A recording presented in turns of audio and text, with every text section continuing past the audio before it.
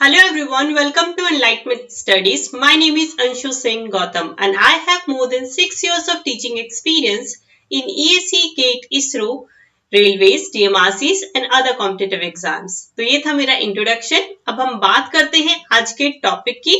तो today will start the control system. Control system काफी सारे डिप्लोमा स्टूडेंट्स ने नहीं पढ़ा होता है, इसीलिए मैंने सोचा कि ठीक है कंट्रोल सिस्टम स्टार्ट कर देते। काफी सारे डाउट्स आ रहे थे related to the control system, so let's start the class. So today is the introduction class of the control system. आज बेसिक्स में आपको बताऊंगी कंट्रोल सिस्टम का, क्या आपके एग्जाम में आएगा वो मैं साथ के साथ बताती जाऊंगी, उनको नोट डाउन जरूर करते जाइएगा। और अगर अभी तक आपने प्रीवियस वीडियोस को नहीं देखा है तो please do watch the previous videos. Also communication आपकी कंप्लीट हो चुकी है। कम्युनिकेशन के जो भी प्रीवियस ईयर क्वेश्चंस DFCCIL में आए हैं वो सभी कंप्लीट हो चुके हैं। नेटवर्क के, कंट्रोल की एंड सिग्नल सिस्टम के, इन तीनों सब्जेक्ट के प्रीवियस ईयर्स में सॉल्व करवा चुकी हूँ। और अभी हमने स्टार्ट किया है कंट्रोल सिस्टम, क्योंकि जब मैं आपको प्रीवियस ईयर करा रही थी तो इससे की थोड़ी प्रॉब्लम्स आ रही थी आप लोगों को कंट्रोल सिस्टम में। So let's start the class. तो this is the crash course of the control system. ये आपका कंट्रोल सिस्टम का क्रैश कोर्स है, तो बहुत ज्यादा डिटेल में नहीं जाएंगे, लेकिन उतना जरूर जान लीजिए कि आपके बेसिक समझ आ जाए, क्वेश्चन सॉल्व हो जाए और एग्जाम में आपके सारे क्वेश्चंस, मैक्सिमम क्वेश्चंस सॉल्व हो जाए। ऑलराइट, तो चलिए इसी के साथ स्टार्ट करते हैं। टुडे सब्जेक्ट जैसे मैं आपको बता चुकी हूँ control system. Alright, so now let's start the class. जैसे आपको नाम से पता चलता है कंट्रोल सिस्टम, तो सिस्टम क्या है सबसे पहले जानते हैं। What is system? Entity used to convert signal from one form to the another form. कोई भी एंटिटी यानी कि माध्यम जो एक सिग्नल को, जो कि सिग्नल को चेंज करेगा एक फॉर्म से दूसरे फॉर्म में, दैट इज द सिस्टम। उसे हम सिस्टम कहेंगे। लाइक पहले xt जा रहा था, अब हो सकता है जो आउटपुट पर उस पे x² मिल रहा हो, तो सिस्टम ने क्या किया, सिग्नल को स्क्वायर कर दिया। या कुछ भी हो सकता है सिस्टम हो सकता है 1/3 कर रहा हो, सिस्टम हो सकता है √3 ले रहा हो, सिस्टम हो सकता है आपका कुछ और फंक्शन कर रहा हो। राइट, तो वो माध्यम जो एक सिग्नल को दूसरे फॉर्म में चेंज कर देगा, that is the system. Alright, now signal क्या होता है? अब मैंने कहा कि एक सिग्नल को दूसरी फॉर्म में चेंज कर देगा, this is the system.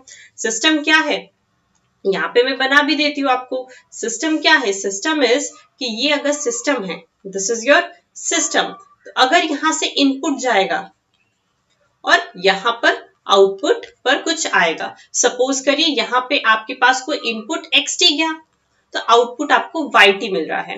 yt can be anything, output yt can be anything, it can be x²t। हो सकता है ये वो सिस्टम हो जो इनपुट का स्क्वायर कर रहा हो सकता है इस सिस्टम 1/3 कर रहा हो, तो 1/3 करेगा तो xt डिवाइडेड बाय 3 हो जाएगा, लाइक दिस। तो सिस्टम एक सिग्नल को, एक फॉर्म को दूसरे फॉर्म में चेंज कर रहा है, दिस इज योर सिस्टम।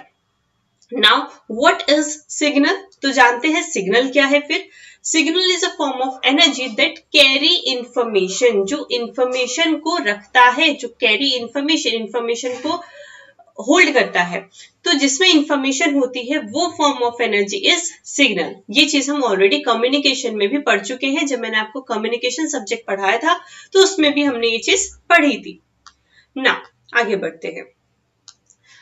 तो फिर कंट्रोल सिस्टम क्या है? हम सिस्टम पढ़ चुके, सिग्नल समझ चुके, अब कंट्रोल सिस्टम क्या है? Control system is a system whose output can be altered according to the requirement।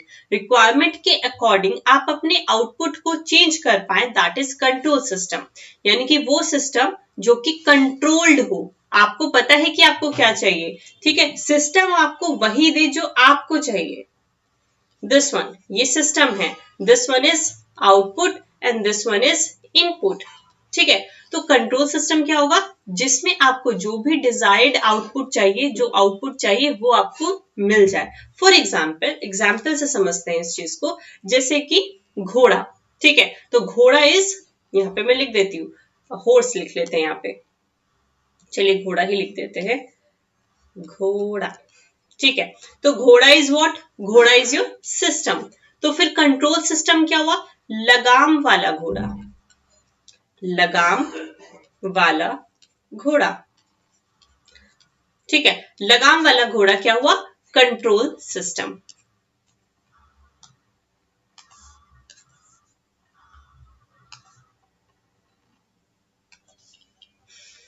Control system. ये सिस्टम लिखने का तरीका है शॉर्टकट में, ठीक है। तो मैंने सिस्टम इसी तरीके से लिखूंगी, आप ध्यान दीजिएगा। अगर मैं ऐसे लिखूंगी तो सिस्टम, ये ऐसे लिखा जाएगा सिस्टम, ऐसे लिखा जाएगा, जी लगा है सिग्नल, ठीक है। कंट्रोल सिस्टम में ऐसे लिखती हूँ जनरली, या फिर सी डॉट एस लिख देती हूँ। तो अगर मैं कहीं पे मेंशन करना भूल जाऊं तो समझ जाइएगा सिस्टम है, सिग्नल है, control system and control system. Alright, चलिए। तो घोड़ा इज सिस्टम एंड लगाम वाला घोड़ा इज कंट्रोल सिस्टम, यानी कि घोड़े पे लगाम है, जहां पे आपको घोड़े को ले जाना है वहीं पे जाएगा, ठीक है। तो ऐसा नहीं कि रेंडमली कहीं भी घोड़ा मूव कर देगा, जहां पे आप स्ट्रेट ले जाना चाहते हैं स्ट्रेट ले जाए, ऊंची नीची जमीन पे ले जाना चाहते हैं ऊंची नीची जमीन पे ले जाइए, जिस डायरेक्शन में आप कहेंगे घोड़े को, लगाम वाले घोड़े को, वो उसी डायरेक्शन में लेके जाएगा। तो सिमिलरली आपका कंट्रोल सिस्टम क्या हुआ, लगाम वाला घोड़ा, दैट इज जो आपको आउटपुट पर चाहिए वही आपको लाके देगा, ठीक है। उसे आप चेंज करते हुए आपको आउटपुट मिल जाएगा। एग्जाम्पल, अब इसका जनरल एग्जाम्पल सीखते हैं जो हम अभी अपने आसपास देखते हैं। जैसे कि fan is a system, fan एक फिक्स कर दीजिए, जैसे पहले होते थे, रेगुलेटर तो हुआ नहीं करते थे, तो क्या था, बस स्विच ऑन किया और फैन चालू। तो दिस इज योर सिस्टम, ये क्या है, सिस्टम है, दिस इज योर सिस्टम। लेकिन fan plus regulator, fan plus regulator, fan plus regulator क्या है आपका, कंट्रोल सिस्टम। आप चाहते हैं फैन की स्पीड को कम करना तो कम कर देते हैं, स्पीड को तेज करना, आज गर्मी ज्यादा है, स्पीड तेज कर दीजिए रेगुलेटर से, 5 नंबर पे चला दीजिए, तो आपका फैन की स्पीड तेज हो जाएगी। तो this is your control system, आप उसकी स्पीड को चेंज कर पा रहे हैं, कंट्रोल कर पा रहे हैं, that means this is the control system. और अगर आपकी उस फैन की स्पीड को कंट्रोल नहीं कर पाते, then this is only a system, this is not a control system. Clear बात, क्या हुआ कंट्रोल सिस्टम, ठीक है। तो अब चलते हैं हम आइडियल कंट्रोल सिस्टम, जो अभी मैंने डायग्राम बताया था उसी को हमने यहाँ टेक्निकल टर्म्स में डिफाइन किया हुआ है, बनाया हुआ है। So let's discuss. देखिए आइडियल कंट्रोल सिस्टम, अब आइडियल कंट्रोल सिस्टम क्या है,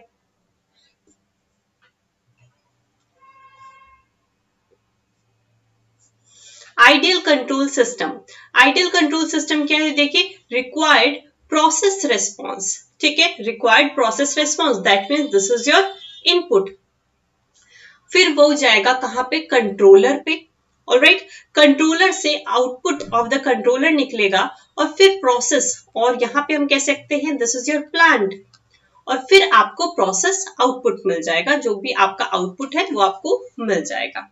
ऑलराइट, देखिए अब प्रैक्टिकल कंट्रोल सिस्टम में क्या होता है, प्रैक्टिकल कंट्रोल सिस्टम में देखिए, प्रैक्टिकल में तो एक्चुअल में डिस्टर्बेंसेस भी आएंगे, लाइक अगर फैन चल रहा है तो डिस्टर्बेंसेस तो आने लाजमी है ना, क्या है लाजमी, क्योंकि आपके पास फैन जब चल रहा है, हो सकता है आज टेम्परेचर 50 डिग्री हो और हो सकता है कुछ दिन बाद टेम्परेचर 10 डिग्री सेल्सियस हो, राइट।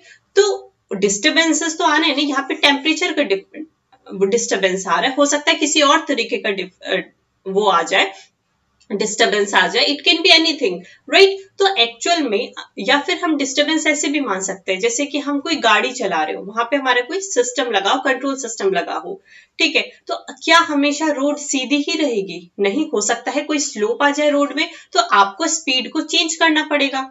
ऑलराइट, तो that is also a disturbance, हो सकता है रोड के बीच में एक साइकिल आ जाए या जानवर आ जाए, तो that is also disturbance to that गाड़ी, ठीक है। तो दैट इज द डिस्टर्बेंस। तो एक्चुअल में डिस्टर्बेंसेस आना बहुत ऑब्वियस चीज है, तो प्रैक्टिकल कंट्रोल सिस्टम में डिस्टर्बेंस आते ही आते हैं फॉर श्योर। ऑलराइट, चलिए अब हम चलते हैं आगे। तो डिस्टर्बेंस समझ गए हैं आप, ठीक है। अब हम आगे बढ़ते हैं। Control system is of 2 types, आपके 2 टाइप के कंट्रोल सिस्टम होते हैं, that is open loop control system and close loop control system. Close loop control system, अब देखिए ओपन लूप आपके क्यों यूज करते हैं, कॉस्ट इफेक्टिव होते हैं, ज्यादा एक्यूरेट तो नहीं होते लेकिन कॉस्ट इफेक्टिव होते हैं आपके open loop control system. Close loop थोड़े से महंगे हो जाते हैं क्योंकि ऑटोमेटिक चीजें आ जाती है आपके क्लोज लूप में। Open loop control system. अब देखिए ओपन लूप कंट्रोल सिस्टम में क्या है, चाहे आप इसे कुछ इस तरीके से भी समझ सकते हैं। देखिए यहाँ पे कंट्रोलर है, यहाँ पे आपके पास प्रोसेस है, जो अभी तक हम डायग्राम पढ़ते आ रहे हैं, this is the open loop. इसमें कोई फीडबैक नहीं लगा है। फीडबैक का मतलब क्या है, फीडबैक का मतलब आप क्लोज लूप में समझते हैं। क्लोज लूप कंट्रोल सिस्टम कहें या फिर फीडबैक कंट्रोल सिस्टम कहें, तो इसमें क्या है, क्लोज लूप कंट्रोल सिस्टम में या फीडबैक में देखिए आउटपुट से क्या जा रहा है, एक फीडबैक एलिमेंट जा रहा है, that can be a sensor. ये एक सेंसर हो सकता है, ये एक स्पीडोमीटर हो सकता है, कुछ भी हो सकता है, ठीक है। और यहां से इसे हम फिलहाल फीडबैक कहेंगे, ठीक है। इस फीडबैक में एक्चुअल में एक सेंसर भी हो सकता है, स्पीडोमीटर हो सकता है, कुछ भी हो सकता है। ऑलराइट, तो यहाँ फीडबैक लगा है और फीडबैक सिग्नल देखिए यहां पर जा रहा है। अब एक्चुअल में एक इनपुट होगा, ये रहा इनपुट। सपोज करिए कि आपके पास कोई गाड़ी थी, सपोज करिए ये आपके पास एक गाड़ी है, ये इसका दरवाजा कैसे बनाए, ऐसे बना लेते हैं, ठीक है। सपोज करिए ये आपके पास गाड़ी थी, दिस वन, ये आपके पास गाड़ी थी, तो इसकी स्पीड सपोज करिए 40 किलोमीटर पर आवर थी, 40 किलोमीटर पर आवर थी। तो ये 40 किलोमीटर पर आवर पे चल रही है, ठीक है, तो नॉर्मली चलता जा रहा है। अब इसने क्या देखा, इसने देखा कि आपके यहाँ पे तो कोई जानवर आ गया है, यहाँ देखा कि इसने एक जानवर आ चुका है। तो जानवर आएगा तो क्या करेगा आपका, अब आपके दिमाग, ठीक है, गाड़ी ऑटोमेटिकली नहीं रुक जाएगी, आपके दिमाग ने कहा अरे भाई जानवर है, गाड़ी में ब्रेक लगना चाहिए, ठीक है। तो आपके दिमाग ने यहाँ पे काम किया, आपके दिमाग ने इस फीडबैक को पूरा कंप्लीट करा और इसने कहा भाई ब्रेक लगा दो, जीरो स्पीड कर दो। अब जीरो, दैट मीन्स ये कितना हो गया, 40 kilometre per hour minus zero, ठीक है। या फिर आप स्पीड कम कर दो, 10 किलोमीटर कर दो ताकि साइड से निकल जाए, तो 40 माइनस 10, ठीक है। तो इस तरीके से this is the close loop. तो ये आपके आउटपुट को देख के, ठीक है, आउटपुट आपके इनपुट पर जाता है और फिर जो यहां से आपके पास जो भी वैल्यू आ रही है, that value input minus this feedback signal, this is the error signal. इन सभी का अभी देखिए, अभी हम सिर्फ थियोरेटिकल पार्ट पढ़ रहे हैं, अभी मैं सिर्फ आपको इसके धीरे धीरे एंटर करवा रही हूँ कंट्रोल सिस्टम में, ठीक है। अभी सिर्फ मैं समझा रही हूँ कि अब मैं डायरेक्टली आपको यूज करूंगी कि एरर सिग्नल का फॉर्मूला, आउटपुट कहूंगी, इनपुट कहूंगी, फीडबैक कहूंगी। तो अब मैं सिर्फ इसको इसीलिए इंट्रोड्यूस कर रही हूँ क्योंकि ये टर्म्स मैं अब फ्यूचर में यूज करने वाली हूँ। मैं फ्यूचर में दोबारा नहीं बताऊंगी कि फीडबैक क्या था, ठीक है। तो इसीलिए मैं यहाँ पर एक्सप्लेन कर रही हूँ। तो फीडबैक जब भी कहूँ तो समझ जाइएगा, आउटपुट से जो इनपुट पर वापस से जा रहा है signal, that is the feedback. Close loop जिसमें ये फीडबैक दिया हुआ है, देखिए ये जो फीडबैक जिसमें ऐड होता है, अगर ये कोई सिस्टम है, ठीक है, तो ये आउटपुट से दोबारा से इनपुट पर जाना, ठीक है। यहाँ पे हो सकता है कुछ लगा हो सकता है ना भी लगा हो, तो this is known as close loop. और अगर सिर्फ इस तरीके से है तो this is your open loop. यहाँ ओपन लूप क्यों, क्योंकि यहाँ पे कोई फीडबैक नहीं लगा हुआ है। This is your open loop and this is your close loop, simple terms में, ठीक है। बहुत ज्यादा डिटेलिंग में नहीं जा रही क्योंकि हमें कंप्लीट करना है, बहुत बड़ा सब्जेक्ट है और काफी इजी सब्जेक्ट है। सबसे अच्छी बात है कि कंट्रोल सिस्टम एक one of the easiest subject of the EC branch. EC electrical instrumentation जिनके भी एक कंट्रोल सिस्टम एक सब्जेक्ट है, उन सभी का ही बहुत इजी एक क्या है, सब्जेक्ट है। बहुत इजीली मार्क्स मिल जाते हैं और बहुत ही सिंपली इसकी डेरिवेशंस हो जाती है। मैथमेटिकल क्वेश्चन ज्यादा पूछे जाते हैं। ऑलराइट, तो चलिए अब हम स्टार्ट करते हैं एग्जाम पॉइंट ऑफ व्यू से। अभी तक हमने सिर्फ इस सब्जेक्ट को समझने के लिए क्या क्या टर्म्स इंपॉर्टेंट है वो सब चीजें जानी। अब क्लोज लूप ओपन लूप समझ गए हैं। क्लोज लूप इतना समझ आना चाहिए कि क्लोज लूप है यानी कि फीडबैक लगा है, ओपन लूप है यानी कि फीडबैक नहीं लगा है। डायग्राम क्लियर रहना चाहिए दिमाग में। अब देखिए ओपन लूप इतने एक्यूरेट नहीं होते हैं, क्लोज लूप एक्यूरेट होते हैं, ठीक है। इन सब चीजों को याद करना है आपको, इसीलिए मैंने टेबल में लिख दिया है इनको। डिफरेंसेस इनके एग्जाम में पूछे जाते हैं, which one of the following is most accurate, इस तरीके से क्वेश्चन पूछा जाएगा और आपको यहाँ पे देखना है, ठीक है। ओपन लूप इतने एक्यूरेट नहीं होते हैं, क्लोज लूप एक्यूरेट होते हैं। सेंसर में और मे नॉट बी प्रेजेंट, हो सकता है ओपन लूप में सेंसर प्रेजेंट हो और ना भी प्रेजेंट हो। सेंसर प्रेजेंट होगा, सेंसर प्रेजेंट होने का मतलब क्या है कि हो सकता है, देखिए आपके पास ये ओपन लूप समझिए, तो ये अगर सेंसर है, if this is the sensor, अगर मैं इसको यहां से ओपन कर दूं, ये है और ये यहां से है, दिस वन, ये यहाँ पे कुछ नहीं है, सपोज करिए यहाँ पे दोनों के बीच में नहीं, देखिए सेंसर तो है लेकिन कोई सेंसिंग सिग्नल ही नहीं जाएगा। क्यों? क्योंकि यहाँ पे देखिए, क्योंकि यहाँ पर ब्रेक हुआ है बीच में, ठीक है, तो यहाँ पे जब ब्रेक है बीच में, क्योंकि यहाँ पे सेंसिंग कोई सिग्नल नहीं जाएगा, यहाँ पे कैसे सिग्नल जाएगा जब यहाँ से ब्रेक पॉइंट है, राइट। तो देखिए ये बेशक अभी इसको भूल जाइए कि यहाँ पे क्लोज लूप लिखा है, सोचिए कि मैं ओपन लूप का ये टेबल देख रहा हूँ। अगर मुझे क्लोज लूप को ओपन लूप बनाना है तो क्या होगा, या तो हो सकता है सेंसर अगर लगा है तो यहां से तार टूटा हुआ होगा, ठीक है, दैट मीन्स यहां से सिग्नल नहीं जा रहा होगा, या फिर दूसरा ऑप्शन है कि अगर यहां से जुड़ा हुआ है तो यहां से टूटा होगा, दैट मीन्स यहाँ पे तो सेंसर ही प्रेजेंट नहीं है। सेंसर ही ना बनाए तो भी ओपन लूप है, सेंसर है लेकिन सेंसिंग सिग्नल नहीं है, that is also open loop, ठीक है। बट मोस्ट इंपॉर्टेंट पॉइंट जो है वो है आपका एक्यूरेट और नॉट एक्यूरेट वाला। Time constant is larger hence slower. जो टाइम कांस्टेंट होता है ओपन लूप का टाइम कांस्टेंट ज्यादा होता है, ठीक है, और ये क्लोज लूप का टाइम कांस्टेंट कम होता है, इसीलिए फास्टर होता है। टाइम ज्यादा लगेगा तो स्पीड ऑब्वियसली कम हो जाएगी, ठीक है, तो आपके पास टाइम कम लगेगा तो फास्ट हो जाएगा ऑफकोर्स। तो time constant important point. more sensitive for disturbances, higher sensitivity you can say।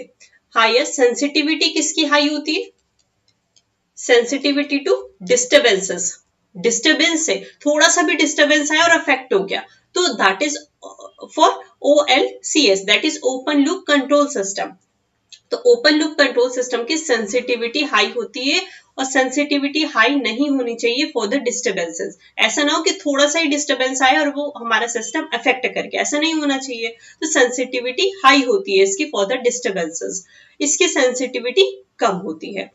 Simple and economic होते हैं कि कॉम्प्लेक्स एंड एक्सपेंसिव। इतने सारे फायदे अगर ले रहा है तो पैसा तो जाना ही जाना है और एक्सपेंसिव भी होना ही होना है। OLCS is usually stable but cannot be stabilized if become unstable। ये जनरली जो ओपन लूप होते हैं जनरली स्टेबल होते हैं, लेकिन अगर एक बार अनस्टेबल हो गए तो स्टेबल करना, but can not be stabilize if become unstable. अगर एक बार अनस्टेबल हो गए तो स्टेबल करना बहुत मुश्किल है ही नहीं, नामुमकिन है, ठीक है। लेकिन CLCS have feedback can become unstable but can be stabilize. आपके बेशक ही अनस्टेबल हो जाते कभी, लेकिन इनको स्टेबलाइज किया जा सकता है। क्लियर? ये कुछ पॉइंट्स आपको याद रखने हैं। अब देखिए नेगेटिव फीडबैक, इसमें एक बहुत फेमस क्वेश्चन है जिसको मैंने नोट बना के लिख दिया है यहाँ पे। Negative feedback guarantees better stability compared to the positive feedback.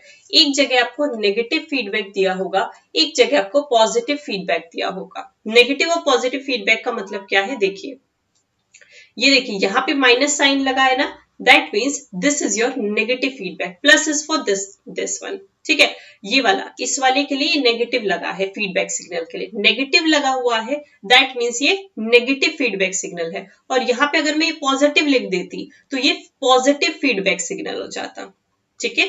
This is the meaning of negative feedback and positive feedback. तो नेगेटिव फीडबैक, जब हम नेगेटिव फीडबैक की बात करते हैं तो उसकी ज्यादा बेटर स्टेबिलिटी होती है पॉजिटिव फीडबैक से। मैंने ऐसा नहीं कहा कि पॉजिटिव फीडबैक अनस्टेबल होता है, I am not saying this, I am saying कि नेगेटिव फीडबैक की स्टेबिलिटी ज्यादा होती है पॉजिटिव फीडबैक से। बहुत इंपॉर्टेंट पॉइंट है, आपके एग्जाम में काफी बार रिपीटेडली पूछा जाता है। ऑलराइट, अब नेगेटिव फीडबैक में कौन से कंडीशंस में आपका अनस्टेबल हो जाता है उसको देखते हैं। Though negative feedback is present, control system can still become unstable due to.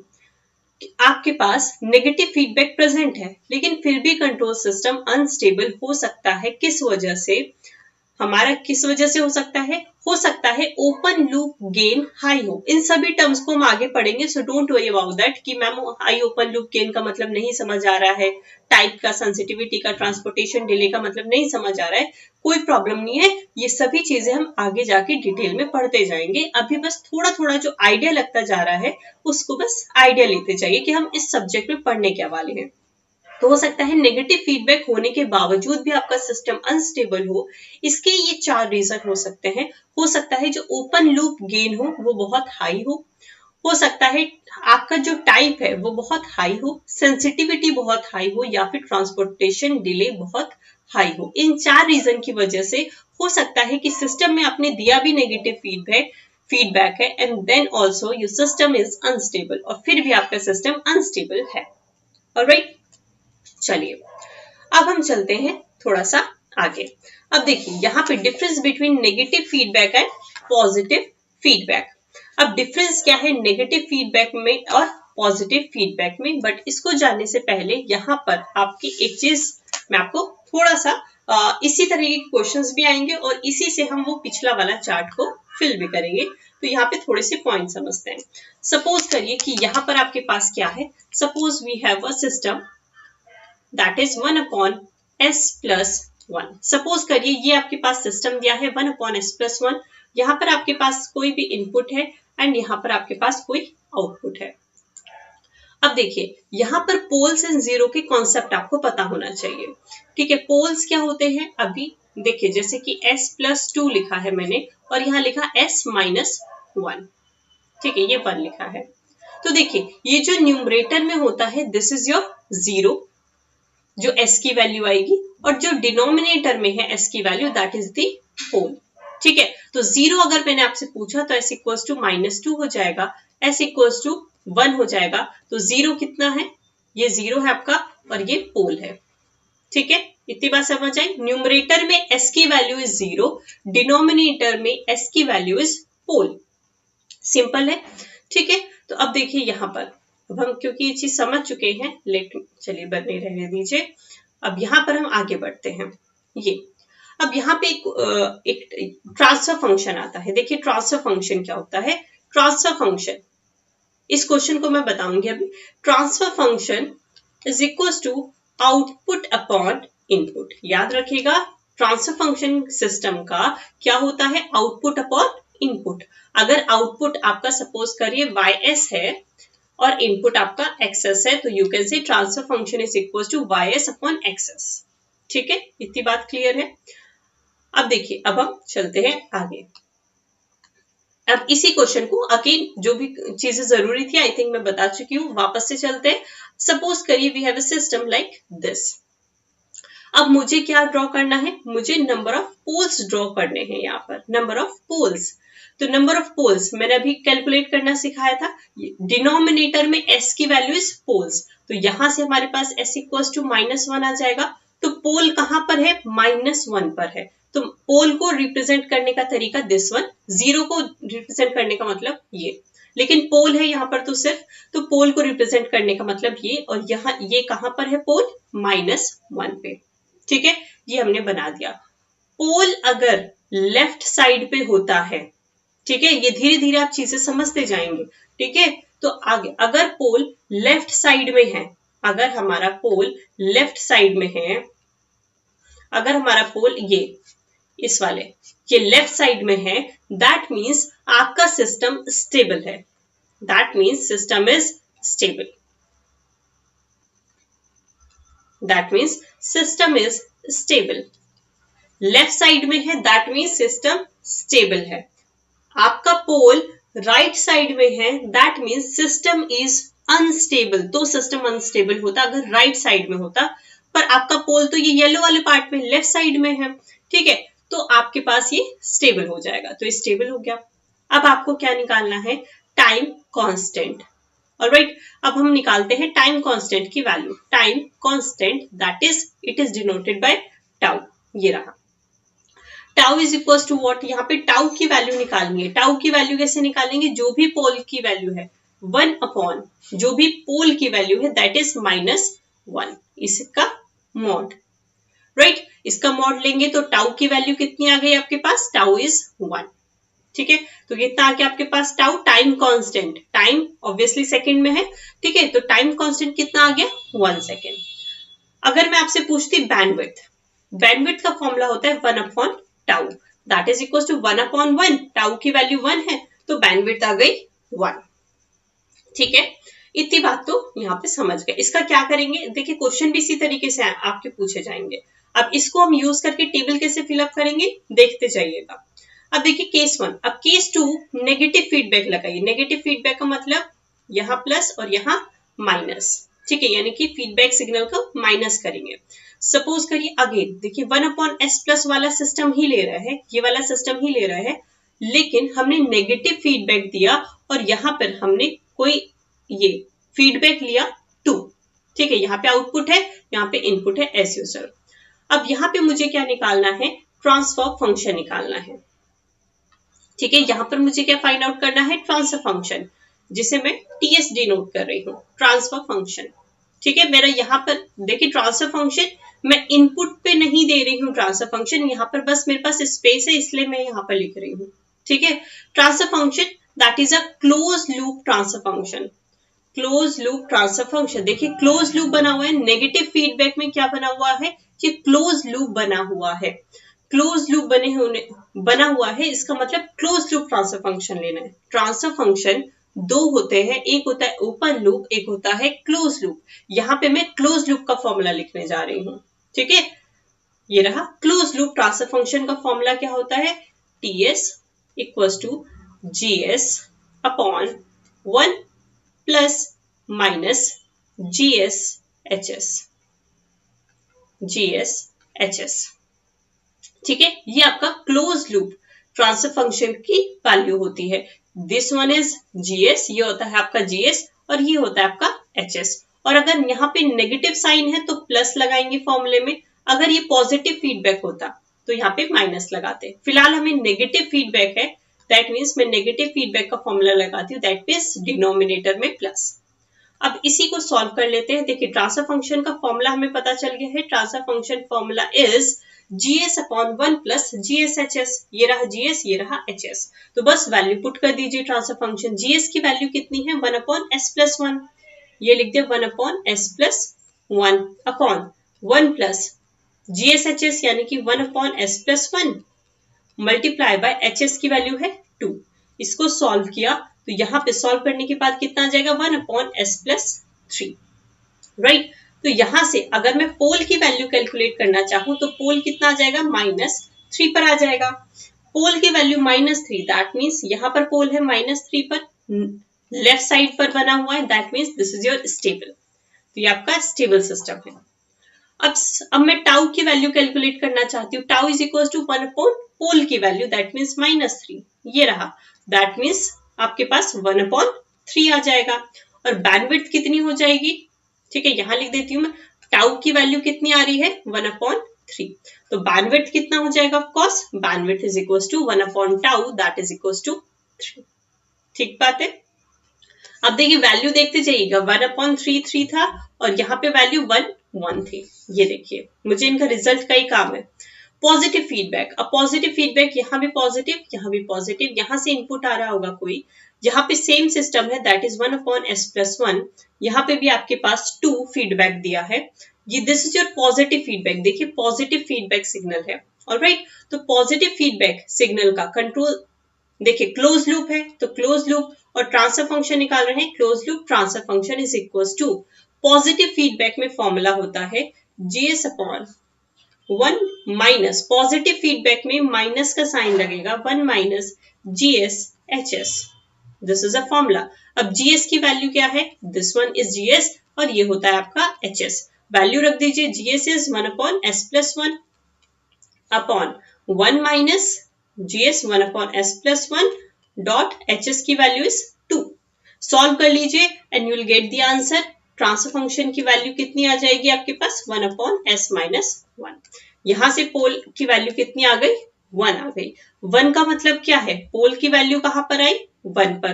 तो 1 का मतलब क्या है, 1 का मतलब है यहां पर। मैंने कहा था अगर पोल राइट साइड आ जाए एस प्लेन के, ठीक है, अगर राइट साइड में आ जाए pole, that means system is unstable. तो ये सिस्टम क्या है, अनस्टेबल हो जाएगा, ठीक है। और दूसरा मैंने आपसे क्या कहा कि अब अगर टाउ की वैल्यू, टाइम कांस्टेंट की वैल्यू 1/पोल की value, that is equal to 1। और बैंडविड्थ अगर मैं आपसे कहूं, that is also what, bandwidth ठीक है, आपके पास क्या हो जाएगी बताइए, बैंडविड्थ हो जाएगी 1। क्या ऐसा होगा? नहीं, टाइम कांस्टेंट और बैंडविड्थ हमेशा स्टेबल सिस्टम की निकालेंगे, अनस्टेबल सिस्टम की नहीं निकालेंगे, ये चीज याद रखेगा। जहां पे सिस्टम अनस्टेबल है, अनस्टेबल में टाइम कांस्टेंट और बैंडविड्थ आपकी नॉट डिफाइंड वैल्यू होती है, या फिर आप इनफाइनाइट कह सकते हैं, बट अनडिफाइंड है, नॉट डिफाइंड है। ठीक है, तो पॉजिटिव फीडबैक में टाउ बैंडविड्थ नहीं निकलेगा और ये अनस्टेबल निकल जाएगा। क्लियर है? अब चलिए, खैर हम ट्रांसफर फंक्शन पे डिटेल में समझेंगे आगे चीजें, अभी सिर्फ आपको थोड़ा थोड़ा समझ आ जानी चाहिए calculation, so that I can fill this table. अब देखिए, अब इस टेबल को मैं फिल करने जा रही हूँ। अब इस टेबल को फिल करते टाइम देखिए हमें क्या पता होना चाहिए। अब देखिए, बैंडविड्थ और टाइम कांस्टेंट हमने डिस्कस किए थे, ठीक है, और यहाँ पे अब खुद फिल करते जाइए, वहां से हमने देखा था, ठीक है, चीजें क्या क्या थी, उसी के बेस पे अब इस टेबल को फिल करके देखिए। 2 मिनट में आपको दे रही हूँ, एक बार फिल करके देख के बताइए कि क्या आप खुद से फिल कर पा रहे हैं कि नहीं कर पा रहे हैं। देखिए, मैंने जो कैलकुलेशन अभी तक बताई सिर्फ इसी टेबल को फिल करने के लिए आपको बताई थी। देखिए, गेन जो होता है नेगेटिव फीडबैक का वो कम होता है, पॉजिटिव फीडबैक का गेन ज्यादा होता है। ठीक है, बैंडविड्थ, ठीक है, बैंडविड्थ हमने देखी थी, बैंडविड्थ हमने क्या देखी थी, नेगेटिव फीडबैक में बैंडविड्थ देखिए, नेगेटिव फीडबैक में बैंडविड्थ, ये रहा नेगेटिव फीडबैक, नेगेटिव फीडबैक में बैंडविड्थ 3 आ रही थी और पॉजिटिव फीडबैक में बैंडविड्थ नॉट डिफाइंड। ठीक है, तो बैंडविड्थ नेगेटिव फीडबैक की हाई, पॉजिटिव फीडबैक की लो। ठीक है, टाइम कांस्टेंट, टाइम कांस्टेंट क्या है, टाइम कांस्टेंट कितना आ रहा था देखिए, टाइम कांस्टेंट नेगेटिव फीडबैक का टाइम कांस्टेंट 1/3 और उसमें तो नॉट डिफाइंड था। दैट मीन्स आपके पास टाइम कांस्टेंट किसका कम आया, इसका टाइम कांस्टेंट कम होता है और पॉजिटिव फीडबैक का टाइम कांस्टेंट ज्यादा होता है। स्पीड की अगर बात करें, देखिए टाइम कांस्टेंट इसका कम है, ठीक है, आपके पास टाइम कांस्टेंट की वैल्यू यहां पर कम है, तो स्पीड की वैल्यू ऑब्वियसली ज्यादा हो जाएगी, टाइम कम ले रहे हैं तो स्पीड ज्यादा हो जाएगी। ठीक है, और just opposite of this is decreasing. Sensitivity, negative feedback मैंने डिफरेंस में बताया था, कम सेंसिटिव होता है और ये ज्यादा सेंसिटिव होता है। ठीक है, स्टेबल कौन सा ज्यादा है, स्टेबल कौन सा है, मैंने आपको अभी दिखाया, नेगेटिव फीडबैक स्टेबल आ रहा था और पॉजिटिव फीडबैक अभी अनस्टेबल आ रहा था। बेशक हमारे क्वेश्चन में ये सॉल्व करके अनस्टेबल आया, बट ये भी हो सकता था कि वो स्टेबल आता। Positive feedback can also be a stable, जो हमने क्वेश्चन लिया उसमें बेशक अनस्टेबल आया, but it can be a stable system also, but definitely it must be less stable then the negative feedback. But इतना जरूर है कि पॉजिटिव फीडबैक कम स्टेबल होगा नेगेटिव फीडबैक से। ठीक है, इंपॉर्टेंट पॉइंट कौन कौन से हैं, गेन बहुत इंपॉर्टेंट टर्म है, स्टेबिलिटी बहुत है, ये पूरा ही चार्ट में से बहुत इंपॉर्टेंट है। मेजरली आपका गेन का क्वेश्चन ज्यादा पूछा जाता है। ठीक है, मेजरली कहा किसका क्वेश्चन पूछा जाता है, गेन का, और आपका बैंडविड्थ टाइम कांस्टेंट वगैरह तो पूछा ही जाता है, सबसे ज्यादा क्वेश्चन पूछा जाता है गेन का, क्योंकि हम जनरली सोचते हैं सारी अच्छी अच्छी चीजें ना, जैसे सेंसिटिविटी कम है, आपकी स्पीड ज्यादा है, ये सारी अच्छी अच्छी चीजें नेगेटिव फीडबैक में होती है। तो नेगेटिव फीडबैक का एक डिसएडवांटेज क्या है, ये कि नेगेटिव फीडबैक का गेन कम होता है। This is the only disadvantage of negative feedback, कि नेगेटिव फीडबैक का गेन कम होता है देन पॉजिटिव फीडबैक। ठीक है, चाहे क्वेश्चन कभी कभी डिसएडवांटेज के नाम से आ जाता है, कभी कभी डायरेक्टली आपसे गेन पूछ लिया जाता है, तो इस तरीके से क्वेश्चन आपसे पूछे जाते हैं। ठीक है, ये तो हमने सॉल्व भी किया था अभी। चलिए, अब चलते हैं block diagram representation. Block diagram representation में देखिए, मैं आपको ब्लॉक डायग्राम को सॉल्व करना तो नहीं सिखाऊंगी, लेकिन ब्लॉक डायग्राम में कुछ कुछ चीजें इंपॉर्टेंट है जो कि डायरेक्टली आपके क्वेश्चन पूछे जाते हैं, उनको मैं यहाँ पे बता देती हूँ। स्टैंडर्ड टोपोलॉजीज, स्टैंडर्ड टोपोलॉजीज में सीरीज की अगर हम बात करें, तो अगर दो सिस्टम लगे हैं G1 और G2, तो अगर हम सीरीज की बात करें तो आपके पास जो आ जाएगा वो आ जाएगा C/R, यानी कि output upon input, output upon input, output कितना है CS और इनपुट कितना है RS, ये क्या होता है, ट्रांसफर फंक्शन। और अगर दो सिस्टम सीरीज में लगे हैं तो ये वैल्यू क्या हो जाएगी, मल्टीप्लाई, तो दोनों सिस्टम का मल्टीप्लाई। अगर आप s नहीं लिखेंगे, ऑटोमेटिकली बाय डिफॉल्ट आपको समझना है कि यहाँ पे s लगा हुआ है। अगर मैंने s नहीं भी मेंशन किया तो आपको दिखाई देना चाहिए कि मैम यहाँ पे s लगा हुआ है। ठीक है, तो G1 G2 अगर पैरेलल में लगे हैं, अगर पैरेलल में लगे हैं तो यहाँ पे आउटपुट कितना दिया है, ys upon XS, this is the transfer function. और दो सिस्टम पैरेलल में लगे होने का मतलब क्या है, दोनों को आप ऐड करेंगे, सीरीज में मल्टीप्लाई करेंगे, पैरेलल में क्या करेंगे, पैरेलल में आप दोनों को ऐड करेंगे। ये मैंने लिख दिया, पैरेलल में दोनों को ऐड कर दिया। नेक्स्ट, अब देखिए नेक्स्ट क्या है हमारे पास, close loop topology. Close loop में क्या है, क्लोज लूप ट्रांसफर फंक्शन लिखते हैं। क्लोज लूप ट्रांसफर फंक्शन क्या है, ये रहा। देखिए सबसे पहले मैंने RS को क्या एज्यूम किया है, this is your reference input, ये आपका जो हमने इनपुट दिया है वो है। आउटपुट ये रहा आपके पास, दिस इज नॉट थीटा। ठीक है, आउटपुट हमारा क्या है, आउटपुट देखते हैं, आउटपुट हमने CS माना हुआ है तो यहाँ पे CS होना चाहिए, यहाँ पे मैंने CS लिख लिया। Input is RS, output is CS। अब ये क्या है आपके पास, forward path, this is your feedback path, और इन दोनों का सब्ट्रैक्शन इज एरर। ठीक है, अब देखिए क्लोज लूप टोपोलॉजी मैंने बनाई, क्लोज लूप बनाया हुआ है, तो अब इसमें जो ट्रांसफर फंक्शन आता है that is the output, that is CS upon input RS। Close loop का ट्रांसफर फंक्शन मैं ऑलरेडी बता चुकी हूं, GS upon 1 plus minus GS HS। ठीक है, क्लोज लूप ट्रांसफर फंक्शन है ये। दैट मीन्स प्लस कब आएगा, ये वाला प्लस साइन तब आएगा जब आपका नेगेटिव फीडबैक लगा हुआ हो। नेगेटिव फीडबैक के लिए अगर हमने पॉजिटिव फीडबैक लगाया है ये, ठीक है, नेगेटिव साइन कब आएगा, जब हमने पॉजिटिव फीडबैक लगाया हो। ये इस क्वेश्चन में यहाँ जो मैंने डायग्राम गिवन है इसमें देखिए ये नेगेटिव बना हुआ, दैट मीन्स नेगेटिव फीडबैक है। नेगेटिव फीडबैक का मतलब क्या है कि फॉर्मूले में सिर्फ पॉजिटिव साइन आना चाहिए था, पर मैंने दोनों बना दिए हैं कि जो भी फीडबैक लगा अकॉर्डिंगली आप साइन लगा लीजिएगा।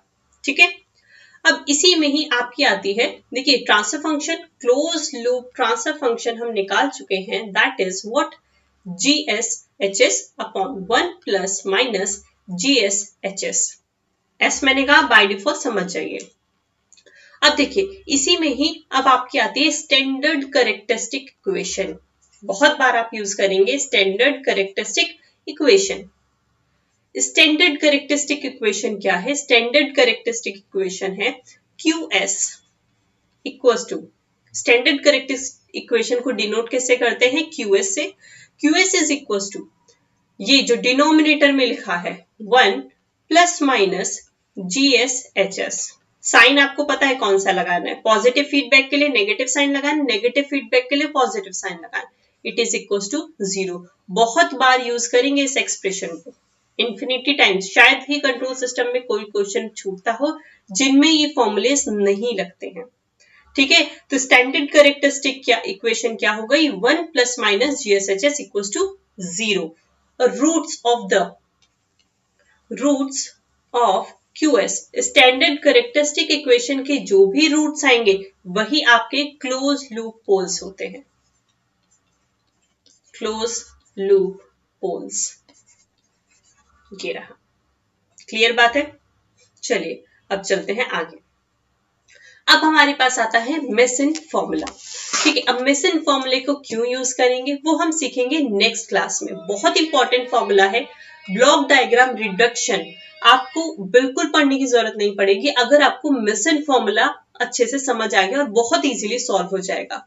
ठीक है, तो इसको अब हम इसका शॉर्टकट मैं आपको बताऊंगी, लेकिन आज की क्लास में नहीं, हम पढ़ेंगे नेक्स्ट क्लास में। तो Mason formula will be the next topic for your class. Next topic होगा and that will be the shortcut for any block diagram reduction. Block diagram reduction होता है वो काफी लेंदी होता है, जिसको हम नहीं पढ़ेंगे क्योंकि लेंदी मेथड है, और हम ब्लॉक डायग्राम रिडक्शन को ही इजी वे में सॉल्व करेंगे, शॉर्टकट तरीके से सॉल्व करेंगे by using mason formula. But कैसे सॉल्व करेंगे इसको हम जानेंगे नेक्स्ट क्लास में।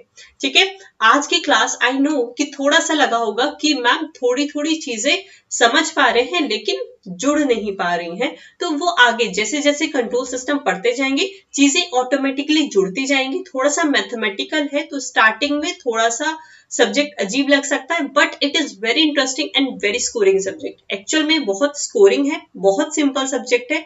स्टार्टिंग में थोड़ा सा लगता है कि मैम समझ तो आ रहा है लेकिन इसका करेंगे क्या, क्या यूज है, कब यूज करेंगे, ठीक है, किस तरीके के क्वेश्चन पूछे जाते हैं। तो स्टार्टिंग में थोड़े से डाउट्स बनते हैं, सभी को डाउट्स आते हैं, कोई प्रॉब्लम नहीं है। एक दो क्लासेस समझिए, आपको ऑटोमेटिकली सब चीजें क्लियर होती जाएंगी। ठीक है, take your time and do as much as the question you can solve। जितने क्वेश्चन कर सकते हैं उतने क्वेश्चन को सॉल्व करिए और जितनी प्रैक्टिस कर सकते हैं उतनी प्रैक्टिस करते जाइए। कंट्रोल सिस्टम में अब आपको आज से लेके रेगुलरली आपकी क्लासेस जो होंगी कंट्रोल सिस्टम की, और आपके पूरा कंट्रोल सिस्टम में कवर करा दूंगी फॉर द DFCCIL एग्जाम, या फिर कोई भी आपका कंट्रोल सिस्टम जिस भी एग्जाम में आता है वहां पे आपका एक भी क्वेश्चन मिस नहीं होगा।